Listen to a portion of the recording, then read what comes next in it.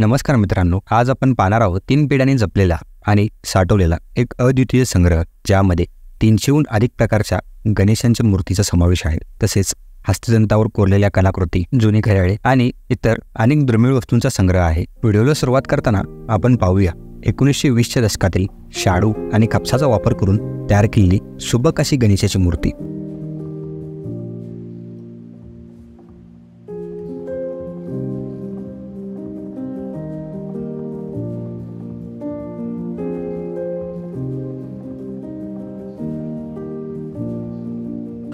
गणपती संकल्पने 104 वर्षापूर्वीचा 1920 संत आहे. राशिंगनंतर एक राशिंगचे सावकार पण आपल्याकडे पदापडत असे. त्यांचा वाडा होता. कसबागी पोरीचौकीमधून गंगावेशकडे जो रस्ता येतो त्या रस्त्यावर त्यांचा वाडा होता.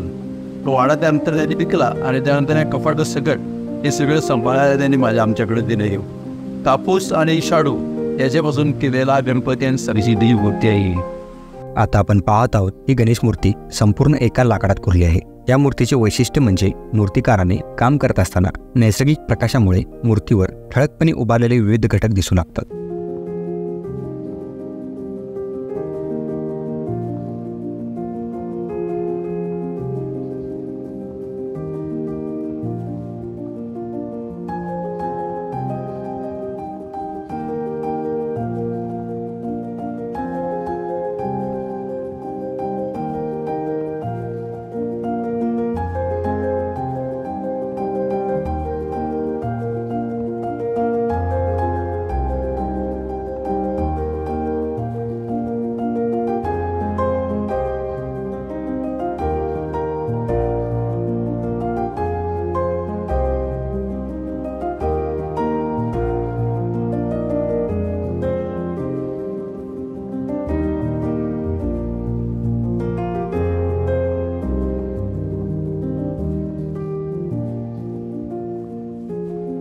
आता आपण पाहणार आहोत काचेपासून तयार केलेल्या आणि त्यावर कोरलेली सुंदर अशी गणेश मूर्ती.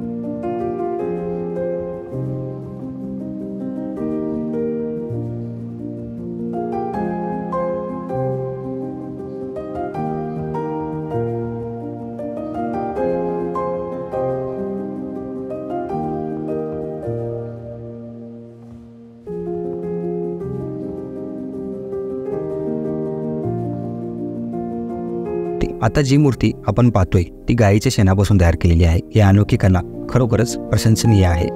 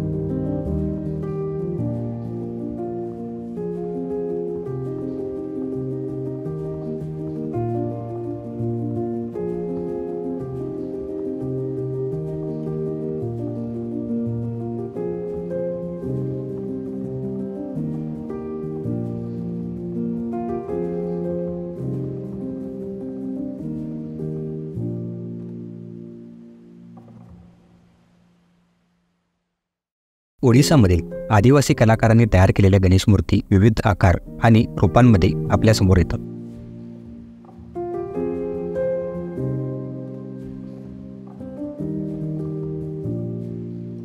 आता आपण पाहत आहोत इंडोनेशियन शैलीतील गणेश मूर्ती, ज्यामध्ये गणेशाची सोंड विशेषतः मोठी असते.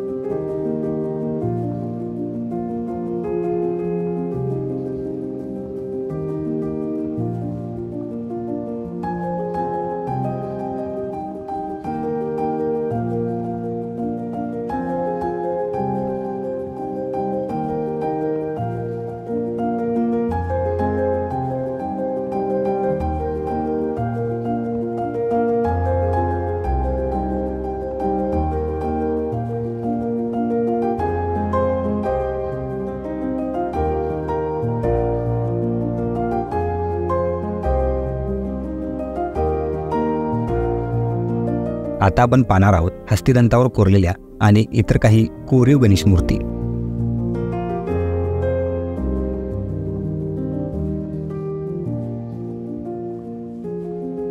This is a collection of semi-precious stones, out of which the Ganpatis have been carved out. Some of these stones are agate, some are jade, and some are labradorite. What is important is that the agates have different colors depending upon the place, the soil from where they have been mined. If you look at the yellow Ganpati at the back, it is called camel agate, found in Jaisalmer, where the mud and the ground are totally yellow in color. As a result, the stone mined is also deep yellow in color. On the other hand, Pushkar has a lighter color, a little tinge of green in it. And if you look at Jaisalmer, it is almost ochre yellow in color, very, very deep color. If you look at this blue color star stone Ganpati and the one that is here, which is called the Rajvarki, they are stones which, when you hold in your hand and you turn them, they will sparkle like stars in the night. That is the quality of these stones. Emerald, of course, is the most precious of all stones, and it's very pure. Jade is regarded as a very pure stone for religious purposes, especially by the Japanese. And they will use jade as per the color and the requirement for which they are using it. The first white one is also agate, but it is pure white in color. On the other hand, you have what is called the blue one at the back. That is called lapis stone. And lapis stone is very, very commonly used even for jewelry by women, because it has a very beautiful color. That blue color, especially when used for earrings or for finger rings, produces very good jewelry. The one here at the back, which is called serpentine. It is called serpentine because the white lines in it are moving like a snake throughout the stone. So it is called serpentine.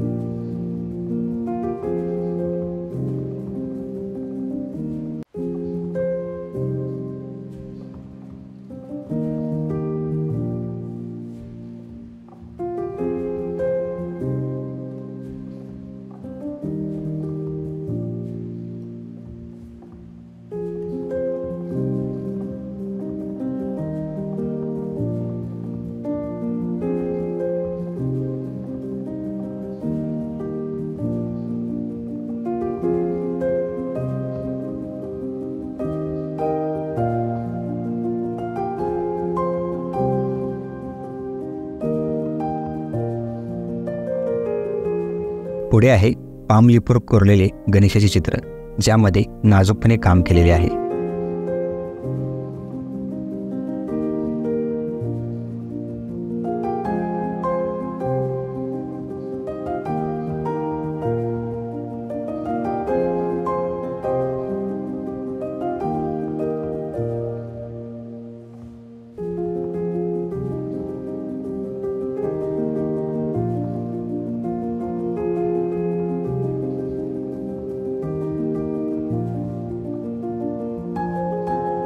आता जी मूर्ती आपण पाहत आहोत ती पूर्णपणे कागदापासून बनवलेली आहे.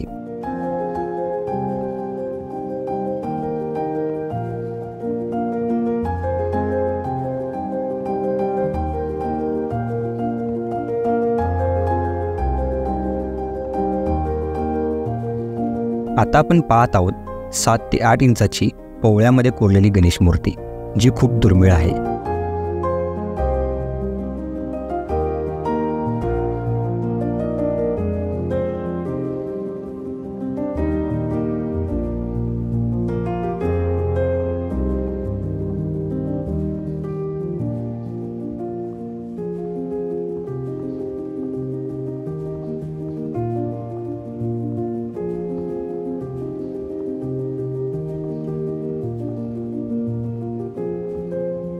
याशिवाय पितळ या धातूतील जुनी भांडी आणि घड्याळ देखील या संग्रहात आहेत.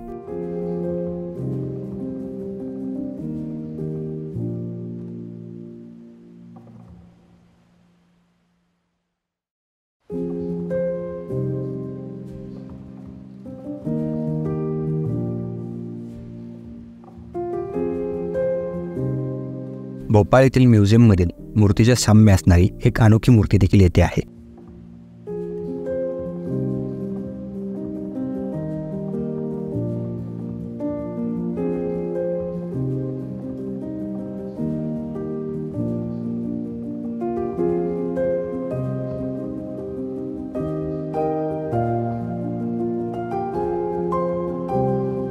आता आपण पाहूयात समुद्राच्या तळातील शंख शिंपले आणि जुन्या काळातील नाणी.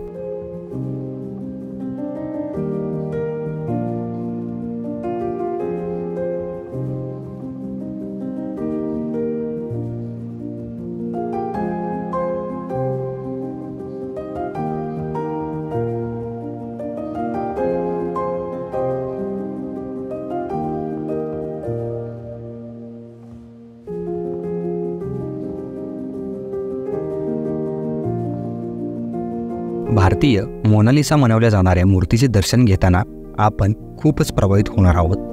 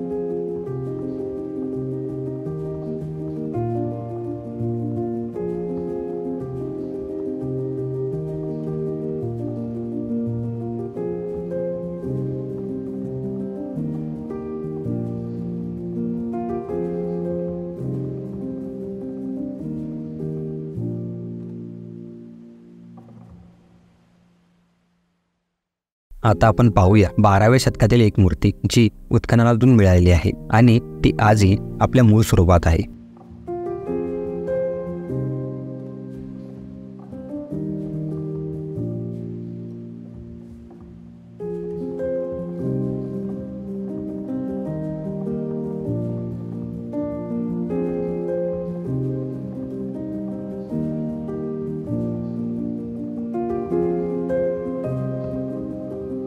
या संग्रहात आपल्याला काही 1 ते 2 इंच एवढ्या लहान मूर्त्या देखील पाहायला मिळतात, ज्यांनी शिल्पकला कौशल्याचा उत्कृष्ट नमुना मांडला आहे.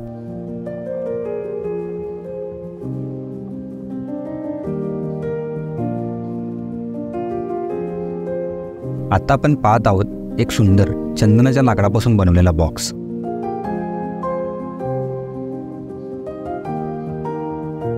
या संग्रहात जुन्या काळातील शस्त्रे, पेन आणि बोरूचे पेन देखील आहेत.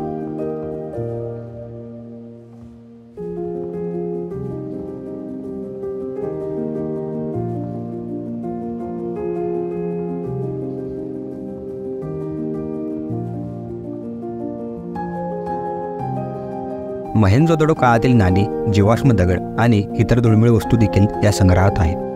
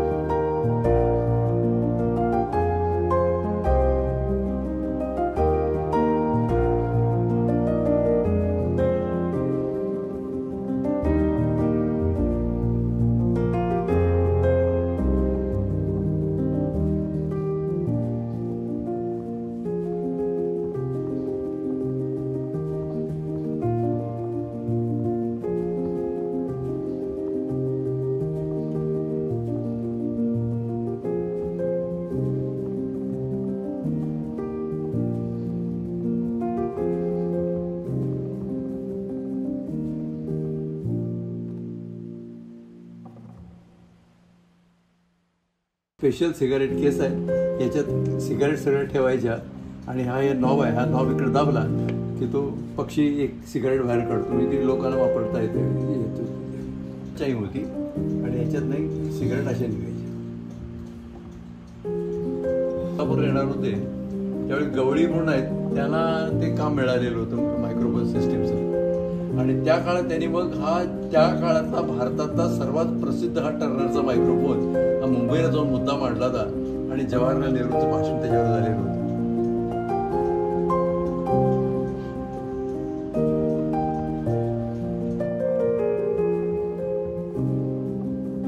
म्हणून एक छोटा देश आहे, त्या देशाने कॉईन काढलेलं होतं. सॉरोस्कीच्या एलिमेंट्स आणि त्यात म्हणजे खडे त्यात वापरलेले आहेत. आणि त्याचं कौतुक म्हणजे हे जे आमच्यात सुद्धा कोणाला माहीत नसावं,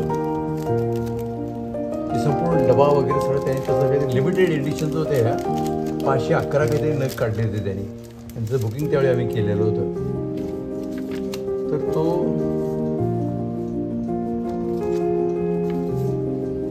तिरुपतीचा जो बालाजीचा डोंगर आहे ना, तो डोंगर संपूर्ण या पद्धतीचा आहे. आणि या ह्याच्यात दाखवलेला आहे की त्या बालाजीची हनवटी इथं आहे, ओठ इथं आहेत, नाक इथं आहे, डोळे इथं आहेत. तिरुमलाईचं जे संपूर्ण देऊळ आहे, हा त्याचा क्राऊन आहे, तो वरचा मुकुट जो आहे तो, हा संपूर्ण जो आगा दाखवलेला आहे तो त्या स्टाईलचा आहे. आणि त्या आधारावरच हे सगळं चित्र नंतर झालं असावं किंवा जे काय असेल माहिती काय आहे ते. पण संपूर्ण डोंगर आणि हा हे त्याचं जे बालाजीचं चित्र आहे, हे शिल्प आहे, हे अगदी एकसारखं रिझेंबल करतं. आता आपण पाहत आहोत एक सुंदर पेंटिंग जे हस्तिदंतावर प्रसिद्ध कोल्हापूरचे चित्रकार दळवी सरांनी तयार केलेली आहे. ही व्यंकटेश्वरा प्रेस म्हणून खेतवाडीला मुंबईजवळ एक छोटा प्रेस होता आणि त्यांनी काढलेली ही गीता आहे 1855 सालची. ही गीता अगदी छानपणे सगळे अध्याय त्यात दिलेले आणि सगळी नीट वाचता येते एवढी छान केलेली आहे. त्या काळात सुद्धा प्रिंटिंगमध्ये इतकी प्रगती झालेली होती, कमाल आहे. या संग्रहात एक अत्यंत नाजूक आणि सुंदर हस्तिदंतातील राधाराणीची मूर्ती देखील आहे.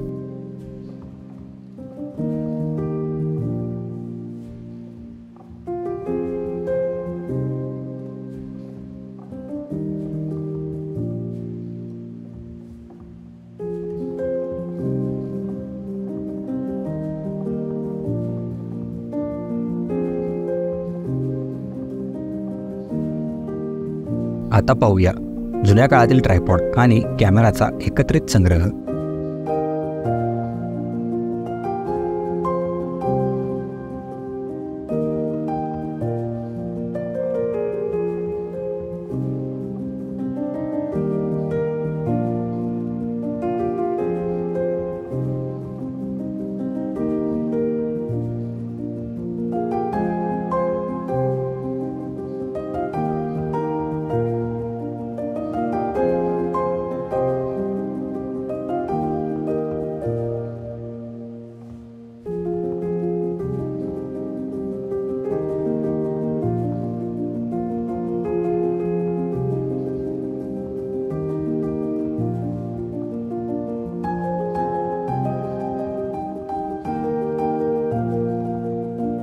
या हस्तिदंतातील शिल्पांमध्ये बैलगाडी, शेतकरी, शिकारी, शिपाई, हत्ती, गेंडा अशा विविध दृश्यांची कोरलेली आहेत. याशिवाय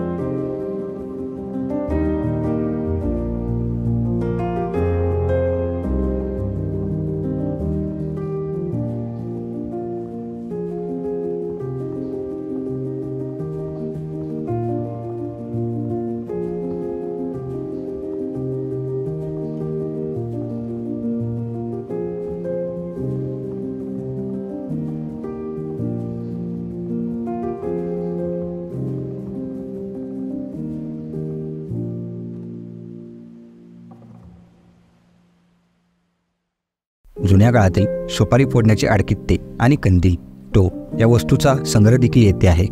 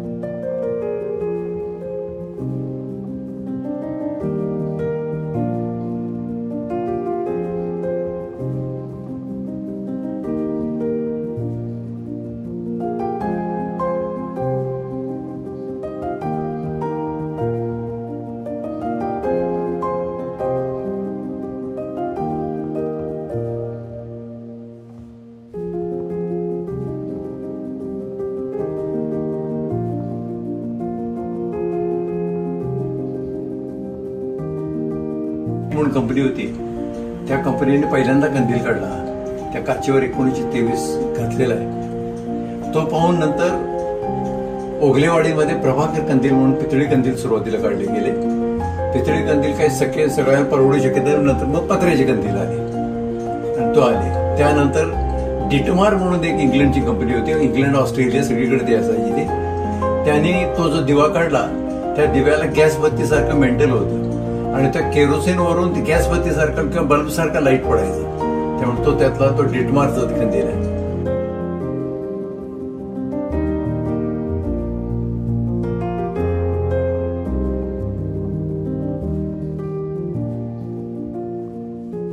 या सगळ्या गोष्टी आदिवासी कलाकारांनी दगडातून साकारलेल्या आहेत.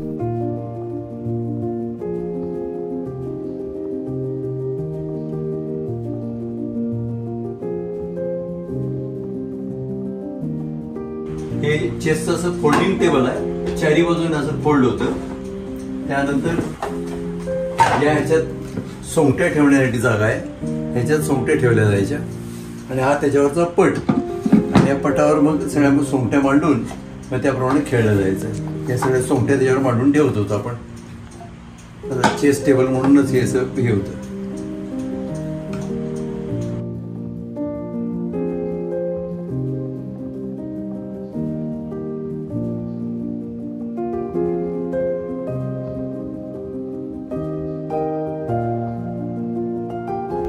धातूची कपड्यावरची बटणं हा सर्वसाधारणपणे हा ब्रिटिश कन्सेप्ट होता आणि ब्रिटिश एम्पायरमध्ये ते ज्या वेगळ्या वेगळ्या स्टेट्स होत्या किंवा लोक होते त्या पद्धतीने सगळी ब्रिटिश बटणं निघाली.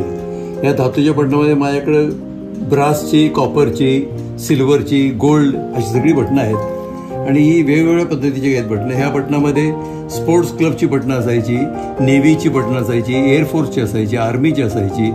जितके काही मोठे मोठे डिपार्टमेंट स्टोर्स आहेत त्यांच्या लोकांचे वेशभूषेसाठी पण बटणं असायची.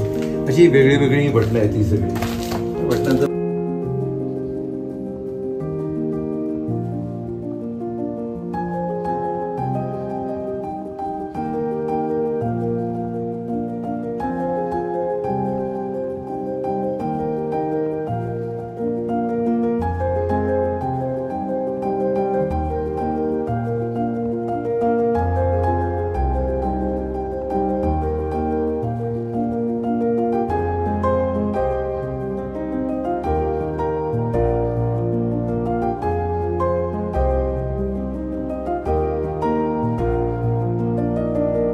राणी 2, लक्ष्मीबाई 3.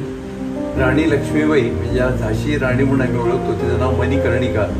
तिला 1842 साली तिचं लग्न झालं आणि त्याची विवाहाची ही आमंत्रण पत्रिका ही आहे. ही अर्थात ओरिजिनल नाही आहे, ही झेरॉक्स आहे तिची.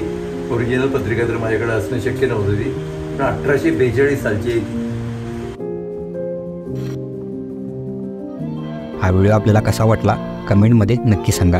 संपूर्ण व्हिडिओ पाहिल्याबद्दल धन्यवाद.